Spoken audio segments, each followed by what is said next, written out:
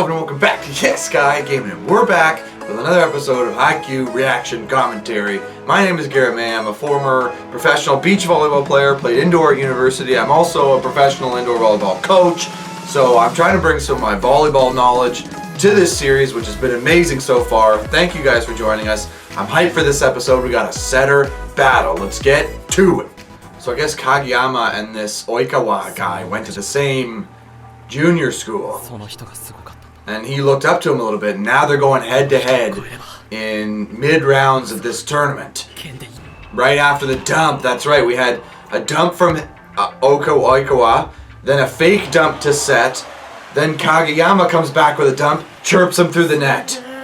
We've been going chirps through the net. You know I love that. This is totally the battle of the setters, okay? So thank you for telling me, as the viewer, what's about to happen.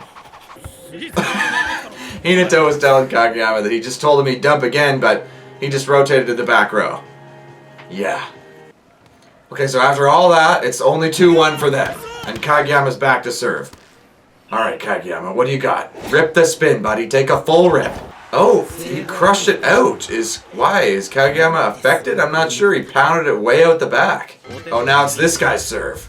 This cocky, good-looking setter douche. I bet he can rip. He went right at Nishinoya with the serve? Why would he do that?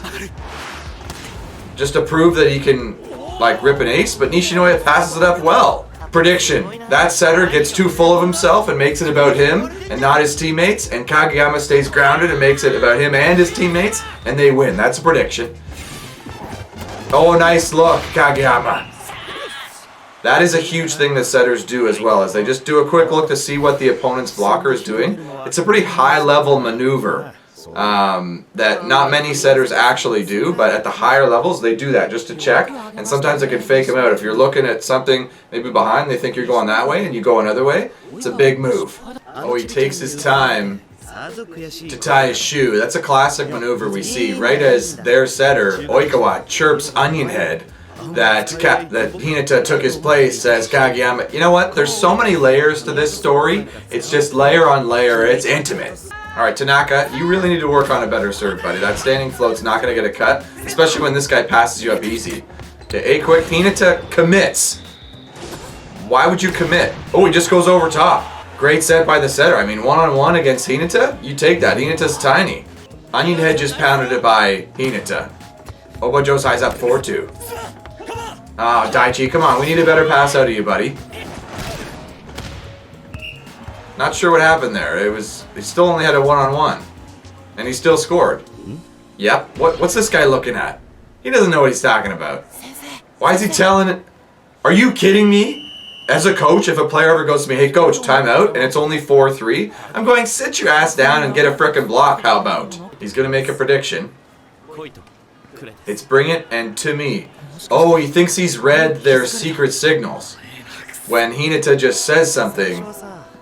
Oh, okay. So he watched so much video. I mean, great intel. I mean, I don't know that you would need to call a timeout to talk about this, but great intel reading what he's actually saying. Interesting. And he identifies that it's Hinata's role to be the decoy. Like, he doesn't get set a ton. Maybe 4 or 5 times a match, and he pounds it every time, so the other team focuses on him. And he's saying, when you hear one line, do this. When you hear another line, do that. I mean, it is great intel. I mean, if you can pick up on your opponent's signals, which is very hard to do, especially when they're holding them like this, and you can't see what they are. So using a verbal signal is not as effective as just holding your jersey out and giving them like the, you know, whatever signal you use is a lot more effective. Hinata, you gotta make it dig, buddy. Like, Hinata, get him liberoed out for Nishinoya, because Nishinoya will make it dig. That guy has no idea. Right, so he makes a good point. No matter how good the offense is, you need to pass well first. So he serves to Asai. An easy serve to Asai, and he shanks it. What's the play here? Oh, is Asai not a good passer? Float serve to Asahi, their ace. Oh, he's identifying because that's where Kageyama is penetrating from the back row, so he runs in front of him every time. It's not actually a bad strategy to serve to that position when you see the setter coming out of position 5. Right, so normally what you would do though, instead of having the setter penetrate out of 5 like they do, is just flip it around and push your middle Suki up to the net, so then Kageyama can just start to the net, not have to go all that way back. So they should just rotate a little bit around so that everybody's still in rotation, and Asahi can see the serve. Is normally what we do, so I mean, good for them to take advantage of that, even though Karasuno just sided out. Moiko is back in the front row. Watch out for the dump. I love the setter dumps. Nice pass, Daichi. Goes for the dump. Oh! And he gets blocked by the setter? That pretty much never happens.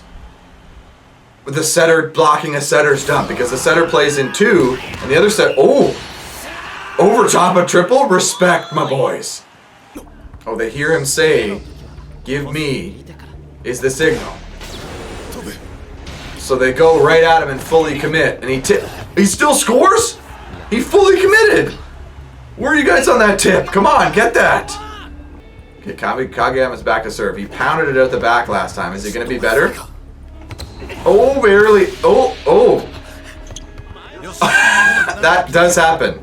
They don't really talk about what the heck just happened there, but if you hit a bad toss and you gotta adjust and hit a float serve, it does happen. Now Kageyama touched the ball, so now there's no offense. Daichi! Oh, Tanaka, you got blocked, buddy. There's a lot going on in this match that's happening kind of all at once that they're not really talking about, so the super details.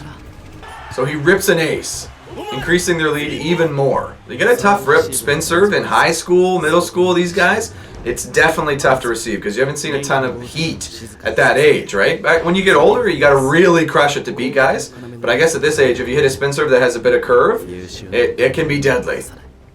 So coach takes a timeout. Respect. After the guy rips an ace, you're down by 5. That's a great time to take a timeout.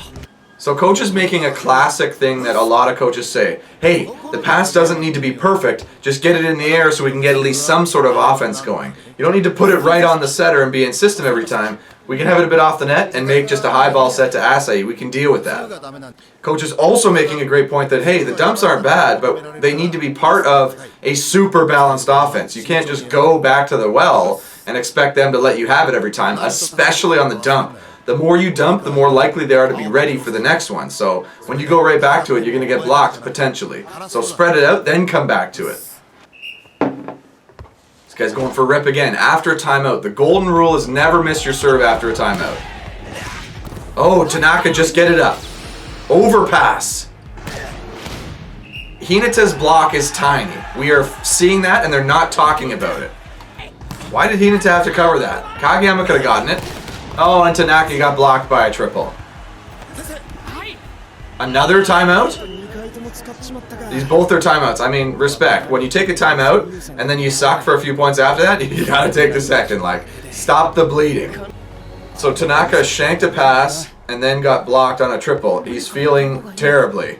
He needs some help from his teammates, or maybe a coach sub, or maybe pinch him out and just let him hit. Like, there's a ton of options here. He just slapped himself in the face. I had a teammate actually do this in a match. Hit himself in the face 3 times when he made mistakes to try to get himself to play better. I mean, true story. This is also super relevant. Like, when you see a server get a timeout happen twice in their serving run, they don't need to go into the timeout and talk with the team. Like, they just usually sometimes stand and just get ready for their next serve, which seems like what this guy was doing. He rips it again. This time it's coming for Tanaka again. Oh, it hit you in the chest. Great up, Hinata. Okay, so they just managed to get a free ball over. This is the first time we've really seen something like this happen. Oh, the setter took it. That was a mistake. Huge mistake. Great dig, Nishinoya. Tanaka wants it, clearly. Bump set to Tanaka. High ball, they're going to have a triple. He's definitely got a triple. And they're going up big. What do you got, Tanaka? How can you see around line? Normally, oh, he left some space. That's their fault. Nice hit, Tanaka. Line around a triple block. That's a huge mistake by them. You get the triple, you can cover line and only leave a sliver of angle. But you leave that, he'll take it. So Tanaka mentioning how this was the first time he was able to see the block. This is a thing. This was something that I was fortunate enough to be able to do myself, is when you look up at the ball, you see the block in your peripheral, and you can make a decision about where to hit around the block. So it sounds like Tanaka saw the line open and pounded it. But they are down by 7. They need a lot of work to get back, and I don't see how they're going to do it. Soft block by Hinata. Bring it. So bring it means don't go with him. Or did it? Okay. Wait, you knew it was coming, but he didn't say... He said something different. Okay, so he just said a high ball outside and they had a one-on-one and he pounded it by, like... I mean, this guy just seems to just spread the offense around way better. He set middle a few times, he set right, left. He dumped, like... He's doing way better. Kageyama seems a bit affected. Yeah, like... They seem to be reading Kageyama a little bit. They seem to be on him. And this is certainly something, like if you get on a team and they're not being super balanced or they're super predictable, then you stack those double blocks up on each of their sets, so you're going to have a higher chance of making defensive plays, for sure. Oh, so he was Kageyama was talking to himself internally, how he's in a habit of just doing everything himself. And he's trying to break that, and now Suga's saying, hey, let's change our signals. Was that mid-rally? No, okay, they made me fast forward. That was weird. Also, coach is saying the game pace is kind of speeding up, and he doesn't like that because they need to come back. They need to be focused, which is true. When things get out of hand a little bit, you start to rush, and then you're not really. Things are just happening, and it's even maybe, and then they win because they're up by so much. You need that deliberate comeback. So Kageyama has this internal dialogue that what I think we were talking about earlier. Whoa, that was a different ball there for a second. That was weird. But Kageyama's thinking about how the other setter's using all his options, and Kageyama's mostly done things himself and done that super fast offense, right? Oh, it's an actual joust between these two guys. Oh, whoever pushes last often wins, and that seemed to be the case. Oh, and you got knocked flat on your ass, bud. Any chirps? Look for the chirps. Nope, no chirp yet. They just stare each other down. I mean, also classic. Kageyama seems affected. He's going to need to trust his teammates, right? That's the growth here. If you're playing a setter who's good, who's better than you, you need to trust your teammates. Oh, nice save, Asai. I don't know. Did Kageyama just make a terrible set there? So Obai Josai is up 20-11. This is not looking good, and Kageyama has struggled. He's done a few good things. And coach is making a sub.